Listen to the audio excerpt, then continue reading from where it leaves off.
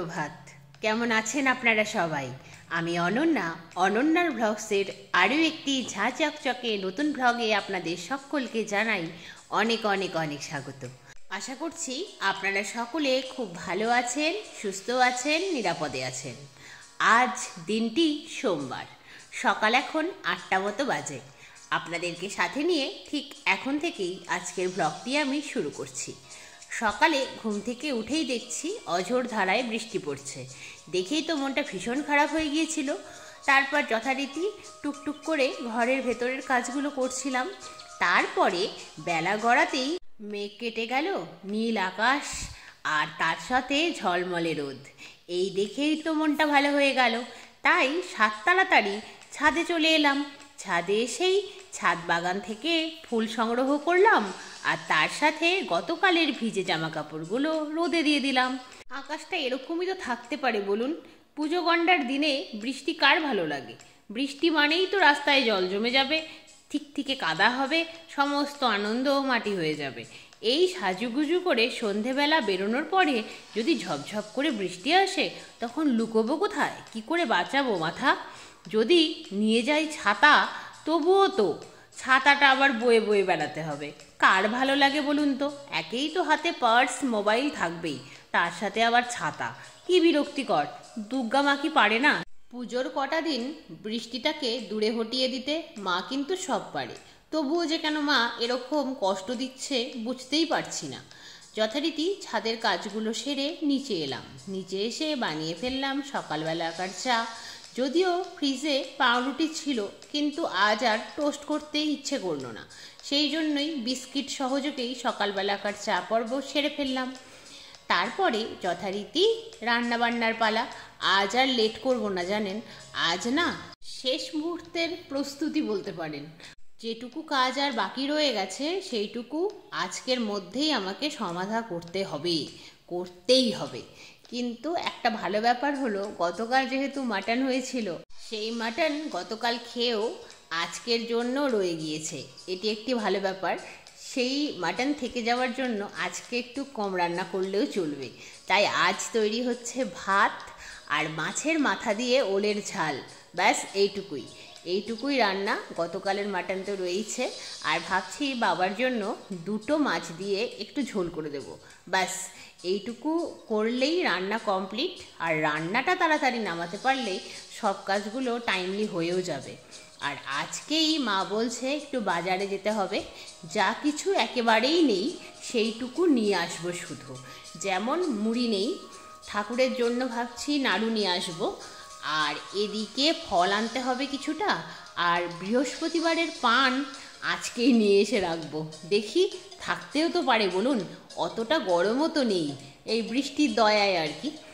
আর biscuit, তেল, ডাল একটু একটু করে আনতেই হবে, কারণ আগামীকাল থেকে তো পুরো নিরামিষ চলবে নবমী পর্যন্ত। তো ডাল তো একটা ম্যান্ডেটরি আইটেম নিরামিষ খেতে গেলে আর কি। যদিও আমার ডাল একেবারেই পছন্দ নয়, তবুও কিছু করার তো নেই বলুন, খেতে তো হবে। যাই হোক, এই তো হচ্ছে ব্যাপার। তাই কাজগুলো শুধু সারলে হবে না, আজকে ভাবছি শ্যাম্পুটাও করে নেব। তারপরে আবার মায়ের সাথে বাজারে যাব। অনেকেই জানি আজকে থেকে ঠাকুর দেখবে, কিন্তু এই কাজকর্ম কমপ্লিট করে বাজার করে এসে আই থিঙ্ক আমার আজকে আর ঠাকুর দেখার ভাগ্য হবে না। দেখা যাক কবে থেকে ঠাকুর দেখতে যাই। যেদিন থেকে ঠাকুর দেখতে যাব অবশ্যই আপনাদের সাথে শেয়ার করব। দেখুন, আপনাদের সাথে গল্প করতে করতে রান্নাবান্না কমপ্লিট করে নিলাম। মাটনটা গরম করে নিয়েছি। তারপরে ছাদে গিয়ে সকালবেলায় যে জামা কাপড়গুলো রোদে দিয়েছিলাম সেগুলো শুকিয়ে গেছে, সেগুলোকে তুলে ভিজে জামা কাপড়গুলো মেলে দিলাম। তারপরে চলে এলাম দোতলায় এসে দোতলার যে আলমারিটা রয়েছে সেটিকে ডিপ ক্লিন করে তার মাথায় একটা টাওয়েল দিয়ে দিলাম। এদিকে খাটটাকেও ভালো করে ক্লিন করে নিচ্ছি। খাটের তো ম্যাট্রেস এসেই গিয়েছে, শুধু একটা নতুন চাদর পেতে দিতে হবে। এই বেড সাইড টেবিলটাকেও ভালো করে ক্লিন করে নিই। আজকেই শেষ সুযোগ, সব কিছু করে নিতে হবে। তারপর ডেইলি যা আসবাবপত্র মোছামুছি করা হয় সেটি তো হবেই, ডিপ ক্লিন আর হবে না। আজকেই ডিপ ক্লিন করার শেষ সুযোগ।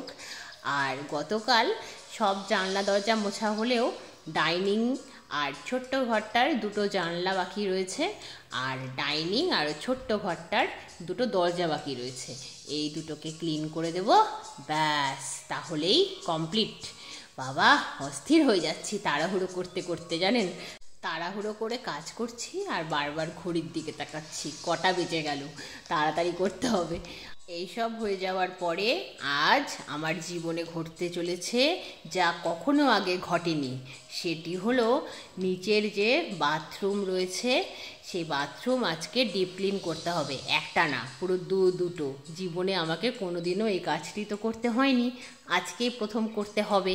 জানি না কিভাবে কি করব, এটা নিয়ে খুব টেনশানে রয়েছি, কারণ ওই হারপিক যেহেতু ইউজ করা হবে, হারপিকের গন্ধে আমার আবার অ্যাজমার অ্যাটাক না হয়ে যায়, এটি চিন্তার, আর কিছু না।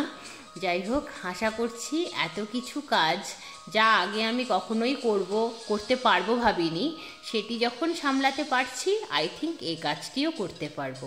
যাই হোক, সব কাজ কিন্তু হয়ে গেছে।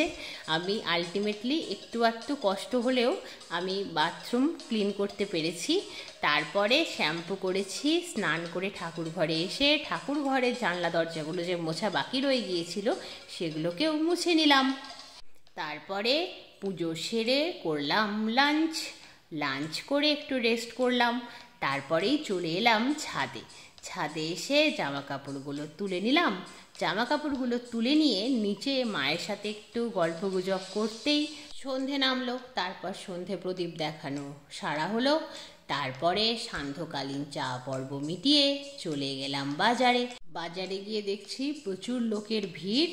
যথারীতি বাজার কমপ্লিট করলাম, প্রচুর লাইটিং দেখলাম, আর দেখলাম একটা মা দুর্গা বাজারের মধ্যেই, তাকে অস্ত্র দিয়ে সাজানো হচ্ছে। তবে আজকের মতো এই পর্যন্তই, আবার দেখা হবে খুব শিগগিরই অন্য একটি ভ্লগে। সবাই খুব ভালো থাকবেন, ভ্লগটি কেমন লাগলো জানাবেন। আজকের মতো আসি, বাই বাই।